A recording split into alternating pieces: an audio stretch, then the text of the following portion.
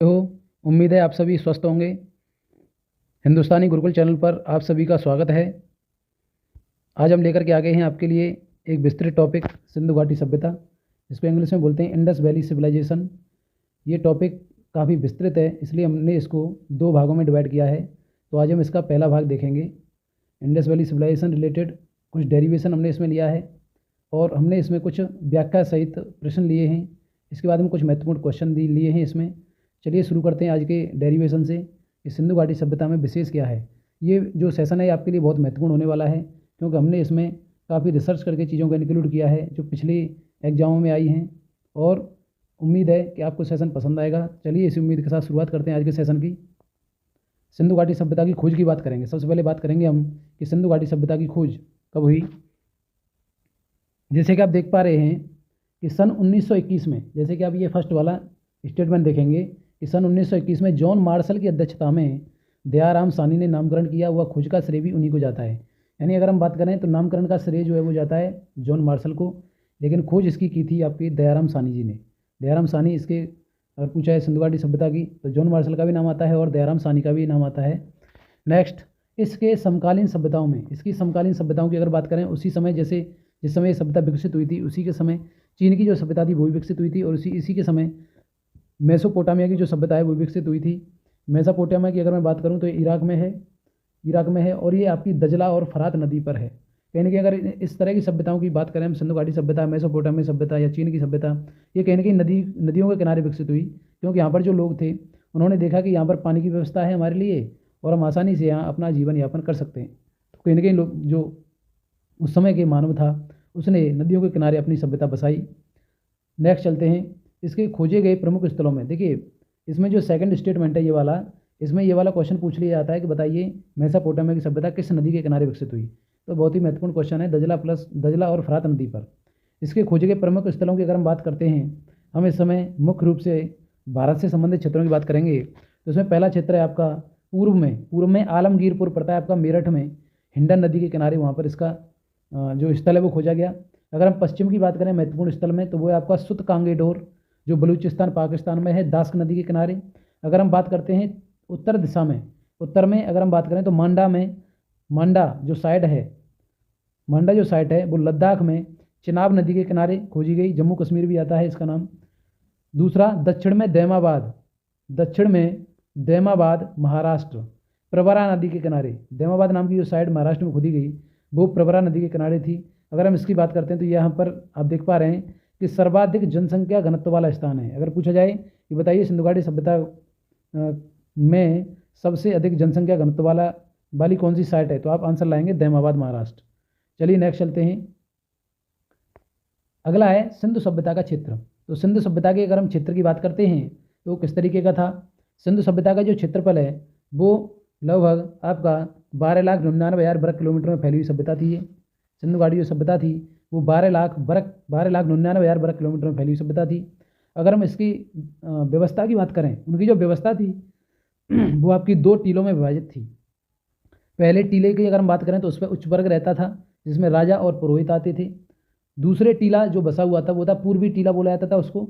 उस पर निम्न वर्ग बसते थे, जैसे मजदूर हो गए, किसान हो गए, और भी निम्न वर्ग जो राजशाही परिवारों को छोड़ करके बाकी के जो वर्ग होते थे वो कहीं ना कहीं पूर्वी टीले पर निवास करते थे। धोलावीरा की अगर हम बात करते हैं तो धोलावीरा की जो सभ्यता थी वो 3 टीलों में विभाजित थी। यानी बाकी की जो सभ्यता थी वो लगभग 2 टीलों में विभाजित थी, लेकिन धोलावीरा के लिए विशेष है, मैंने यहाँ पे लिखा हुआ है कि धोलावीरा 3 टीलों में विभाजित थी। पहला पूर्वी टीला, दूसरा मध्य टीला और पश्चिमी टीला, ये 3 टीलों में विभाजित थी। अगर सिंधु सभ्यता का क्षेत्र विस्तार की बात करें तो इसका क्षेत्र विस्तार त्रिभुजाकार था। सिंधु सभ्यता का क्षेत्र विस्तार त्रिभुजाकार था। नेक्स्ट देखते हैं इससे संबंधित, ये जो क्षेत्र था काफ़ी विकसित क्षेत्र हुआ करता था उस समय। तो सिंधु सभ्यता की दूसरी विशेषताओं की अगर हम बात करते हैं, सिंधु सभ्यता की अगर हम दूसरे विशेषताओं की अगर हम बात करते हैं तो उसमें अगर समाज की हम बात करें तो समाज इसका मात्र सत्तात्मक था, क्योंकि कहीं ना कहीं यहाँ पर जो परिवार हुआ करता था उसमें माताओं को प्रमुख स्थान दिया जाता था, यानी महिलाओं को प्रमुख स्थान मिलता था। मात्र सत्तात्मक परिवार हुआ करता था। घरों में ईंटों का प्रयोग होता था और ईंटों की लंबाई, चौड़ाई और ऊंचाई का अनुपात होता था 4:2:1। और इसमें एक महत्वपूर्ण चीज़ आप नोट करेंगे, इसमें इंग्लिश बॉन्ड स्टाइल यूज होता था। English bond style. देखिए, जब हम मकान बनाते हैं या घर बनाते हैं तो उसमें ईंटों का जो बॉन्ड होता है, जैसे जो मैसून होता है, जो मिस्त्री होता है, जो कारीगर होता है, वो इंग्लिश ईंटों को जिस तरीके से दीवार में चुनता है, उनका जो चिनाई करता है, उसी को हम बॉन्ड बोलते हैं। तो इंग्लिश बॉन्ड यहाँ पर होता था। इंग्लिश बॉन्ड की अगर हम बात करूँ तो पहली ईंट ऐसी रखी होती थी, लंबी लंबी इस तरीके से, और बाकी की ईंटें छोटी छोटी रखी होती थी इस तरीके से। तो ये इंग्लिश बॉन्ड कहा जाता है। फिर इसके नीचे लंबी ईंट आ जाती थी, फिर इसके नीचे लंबी ईंट आ जाती थी, इस तरीके से इसको इंग्लिश बॉन्ड बोला जाता है। इसके बाद में यहाँ का जो पवित्र पशु माना गया है, जैसे खोज में पता लगा है कि पवित्र पशु जो होता था, पवित्र पशु होता था कुबड़ वाला बैल।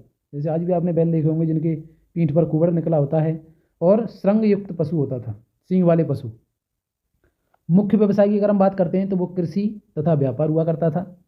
सिंधु सभ्यता में जो निवासी वर्ग होते थे, सिंधु सभ्यता में जो लोग रहते थे, उनमें विद्वान रहते थे, योद्धा रहते थे, व्यापारी और श्रमिक। कहीं ना कहीं इन चार वर्गों में जो समाज था वो बटा हुआ था, और सारे लोग मिलजुल करके अपना कार्य किया करते थे।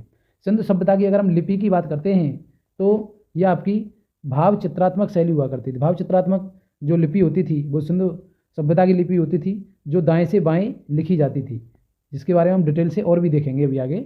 जो भाव चित्रात्मक जो लिपि है वो दाएं से बाएं लिखी जाती थी। आगे सिंधु सभ्यता नगरों में, जो सिंधु सभ्यता के नगर होते थे उनमें चौड़ी चौड़ी सड़कें होती थी।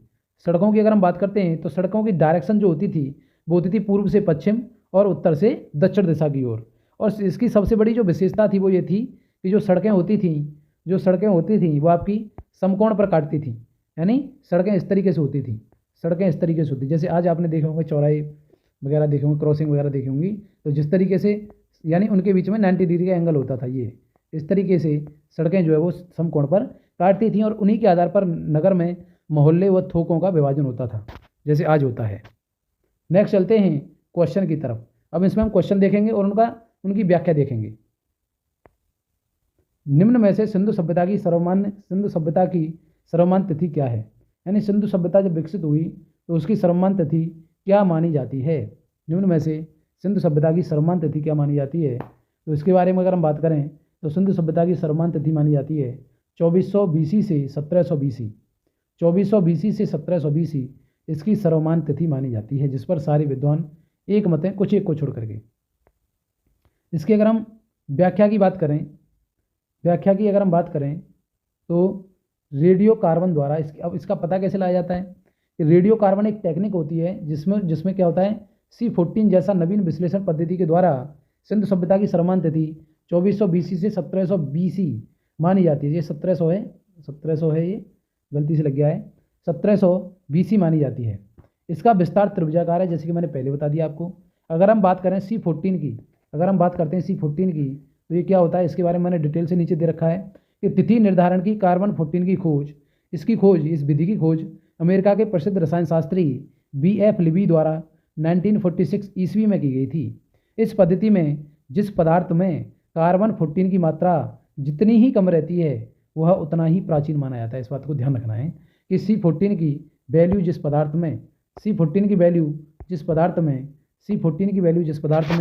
जितनी कम होगी वो पदार्थ उतना ही पुराना माना जाएगा। C14 जितना कम वो पदार्थ उतना पुराना, वो वस्तु उतनी पुरानी। नेक्स्ट चलते हैं, सिंधु घाटी सभ्यता का सबसे बड़ा स्थल कौन सा है? सिंधु घाटी सभ्यता का सबसे बड़ा स्थल, इसमें अगर हम बात करें तो सिंधु घाटी सभ्यता का सबसे बड़ा स्थल आपका मोहनजोदड़ो माना गया है। सिंधु घाटी सभ्यता का सबसे बड़ा स्थल मोहनजोदड़ो है।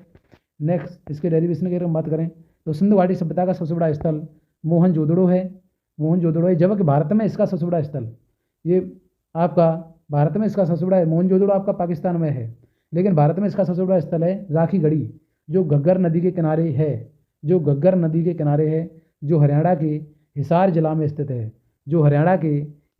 में स्थित है। इसकी खोज 1963 में सूरज भान ने की थी। इस बात को विशेष ध्यान रखेंगे कि राखी गढ़ी जो आपका घग्गर नदी के किनारे है, ये आपका हरियाणा में के हिसार जिला में स्थित है। इसकी खोज 1963 में सूरज भान ने की थी। बहुत ही महत्वपूर्ण क्वेश्चन है ये।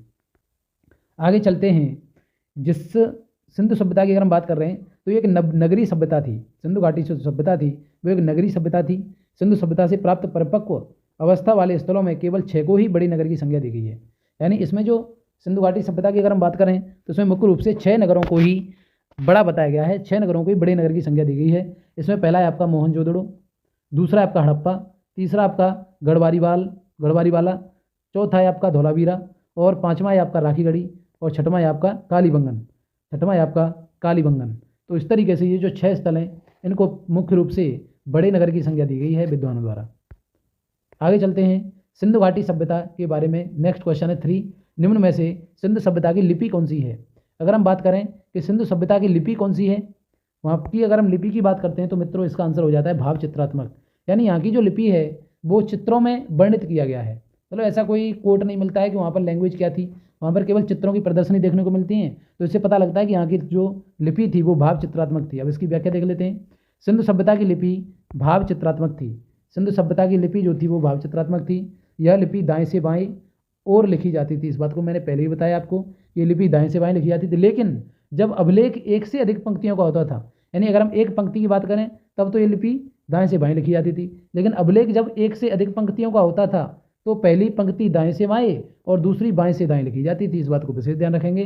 पहली पंक्ति आपकी इसमें लिखी जाती थी, जब अभिलेख में ज़्यादा पंक्तियाँ होती थी तो पहली पंक्ति आपकी दाएं से बाएं, यानी दाएं से बाएं, और दूसरी पंक्ति आपकी बाएं से दाएं लिखी जाती थी, यानी पहली राइट टू लेफ्ट और दूसरी लिखी जाती थी आपकी लेफ्ट टू राइट। इस बात को विशेष ध्यान रखना है।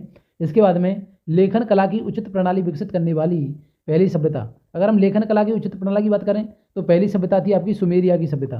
पहली सभ्यता थी आपकी सुमेरिया की सभ्यता जिसने लेखन कला की उचित प्रणाली का विकास किया। नेक्स्ट चलते हैं कुछ महत्वपूर्ण क्वेश्चंस पर। यहाँ तक हमने डेरिवेशन देखा, व्याख्या देखी क्वेश्चंस की। अब महत्वपूर्ण क्वेश्चन देख लेते हैं जो हर बार एग्जाम में पूछे जाते हैं और कहीं ना कहीं आगे भी पूछे जाएंगे, इतना मुझे विश्वास है। निम्न में से सिंधु सभ्यता स्थल आलमगीरपुर कहाँ स्थित है और किस नदी के किनारे स्थित है। आलमगीरपुर की अगर हम बात करते हैं तो आलमगीरपुर जो साइट है सिंधु सभ्यता की वो किस नदी के किनारे स्थित है, तो इसका आंसर हो जाता है मित्रों मेरठ हिंडन नदी के किनारे। मेरठ हिंडन नदी के किनारे यह सभ्यता विकसित हुई, जो कहाँ पड़ता है आपका यूपी में पड़ता है, जो आपका यूपी। क्वेश्चन नंबर 5 देखते हैं, नर्तकी कांस्य मूर्ति कहाँ मिली है। नर्तकी कांस्य मूर्ति कहाँ मिली है, तो इसका राइट आंसर हो जाता है मोहनजोदड़ो में। इसकी अगर हम ईयर की बात करें तो लगभग 2500 बिफोर क्रिस्ट, लगभग इसका इतना टाइम है। इसमें कार्बन डेटिंग जब किया गया तो पता लगा कि इस मूर्ति की जो एज है वो लगभग 2500 BC है। नेक्स्ट चलते हैं क्वेश्चन नंबर 6 की तरफ। निम्न में से अग्निकुंड सिंधु सभ्यता के किस स्थल से प्राप्त हुए हैं। अगर हम अग्निकुंड की बात करें, अग्निकुंड जैसे आज हम अलाव वगैरह जलाते हैं तो उसके लिए जो कुंड है वो कहाँ प्राप्त हुए हैं, तो इसका जो राइट आंसर हो जाता है वो हो जाता है आपका लोथल में भी मिले हैं और कालीबंगन, यानी ये दोनों साइड पे मिले हैं। तो इसलिए हमारा ऑप्शन नंबर डी जो ये हो जाता है राइट, बी और सी। नेक्स्ट चलते हैं क्वेश्चन नंबर 7 की तरफ। निम्न में से मनके बनाने के कारखाने सिंधु सभ्यता के किस स्थल से प्राप्त हुए हैं। निम्न में से मनके बनाने के कारखाने सिंधु सभ्यता के किस स्थल से प्राप्त हुए हैं, तो इसका राइट आंसर हो जाता है ऑप्शन नंबर बी और सी, यानी लोथल में भी मनके बनाने के कारखाने मिले हैं और चंदू दड़ों में भी आपके मनके बनाने के कारखाने मिले हैं। लोथल की अगर हम बात करें तो इसको बंदरगाह शहर भी बोला जाता है। सिंधु घाटी सभ्यता का बंदरगाह शहर कौन सा है, तो आप आंसर लाओगे लोथल। इसलिए हमारा ऑप्शन नंबर डी सही हो जाता है कि यहाँ पर जो मनके बनाने के कारखाने वो लोथल और चंदू दड़ों में मिले हैं। नेक्स्ट चलते हैं क्वेश्चन नंबर 8। सेंधववासी मिठास के लिए किसका प्रयोग करते थे।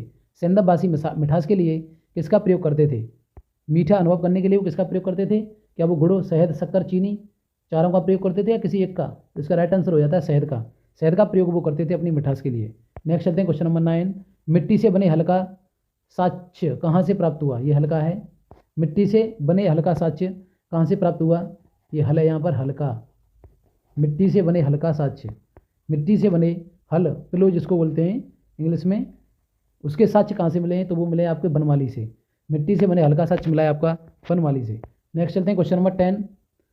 जुते हुए खेत और नक्काशीदार ईंटों के प्रयोग का साक्ष्य कहाँ से प्राप्त हुआ है, यानी जुते हुए खेत और आपकी नक्काशीदार ईंटों का प्रयोग का जो साक्ष्य है वो कहाँ से प्राप्त हुआ है, तो वो प्राप्त हुआ है मित्रों कालीबंगन से। तो वो प्राप्त हुआ है आपका कालीबंगन से।